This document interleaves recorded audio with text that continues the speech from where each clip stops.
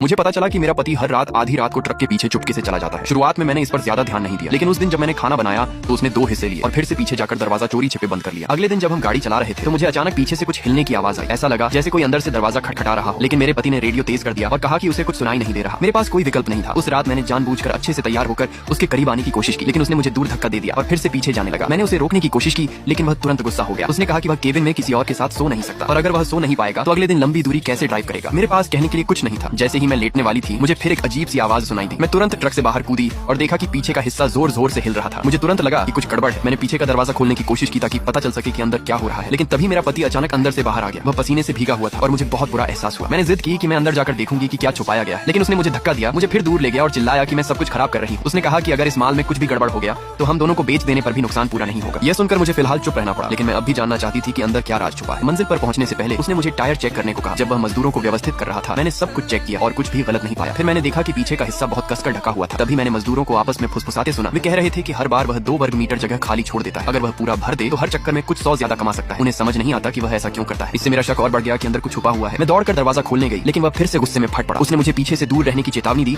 और कहा कि मैं तुरंत घर लौट जाऊं। उसका अजीब व्यवहार पहले ही मुझे शक में डाल चुका था। हर रात वह कहता कि वह थका हुआ है और पीछे अकेले काफी देर तक रहता और अंदर से अजीब आवाजें आती रहती। इस बार मैं और बर्दाश्त नहीं कर सकी। मैंने दरवाजे पर जोर जोर से थपथपाना शुरू कर दिया। वह पागल की तरह बाहर आया, मेरा गला पकड़ लिया और चिल्लाया कि मैंने ट्रक क्यों रोक दिया। इस अफरा तफरी में मैंने उसके ऊपर से एक स्टॉकिंग खींच ली। अब सबूत साफ था। मुझे लगा उसने हमारे परिवार को धोखा दिया है और पीछे किसी दूसरी औरत को छुपा रखा है। मुझे टूटते हुए देखकर वह कुछ कह नहीं पाया। वह बस जमीन पर घुटनों के बल बैठ गया और बार बार कसम खाने लगा कि उसने मेरे साथ कुछ गलत नहीं किया। वह सच में परेशान लग रहा था। उसने कहा कि इस ट्रिप के बाद हम एक घर खरीदेंगे और बस जाएंगे। उसकी उन बातों ने मुझे कुछ समय के लिए शांत कर दिया, इसलिए मैंने एक बार फिर उस पर भरोसा करने का फैसला किया। लेकिन जब हम एक सर्विस एरिया पर रुके तो मैंने उसे चुपके से पानी खरीदने जाते देखा। इससे मुझे उसकी सारी अजीब हरकतें याद आ गई। मुझे लगा जैसे मैं बेवकूफ बन रही हूँ। मेरा सारा गुस्सा और धोखे का एहसास फट पड़ा। जब हम एक चेक पॉइंट पर पहुंचे तो पुलिस ने हमें जांच के लिए रोका। उन्होंने बस कुछ साधारण सवाल पूछे। मेरे पति जवाब देते समय बहुत घबराया हुआ था। उसने मुझे चेतावनी दी कि मैं कुछ न बोलूं। सब कुछ लगभग खत्म होने वाला था, लेकिन अचानक मैंने दरवाजा खोला और पुलिस की तरफ भाग गई। मैंने शिकायत की कि वह ट्रक के पीछे गैर कानूनी सामान छुपा रहा है। पुलिस की नजर तुरंत बदल गई और मेरे पति का चेहरा पीला पड़ गया। उसने मुझे रोकने की कोशिश की, लेकिन पुलिस ने उसे दूर कर दिया। वह उनसे विनती करने लगा कि ट्रक में कुछ नहीं है, ये सिर्फ पति पत्नी का झगड़ा है। लेकिन उसकी प्रतिक्रिया बहुत ज्यादा थी। इससे पुलिस को और शक हुआ। जैसे ही मैं उनके साथ दरवाजा खोलने वाली थी उसने पूरी ताकत से दरवाजे को रोक लिया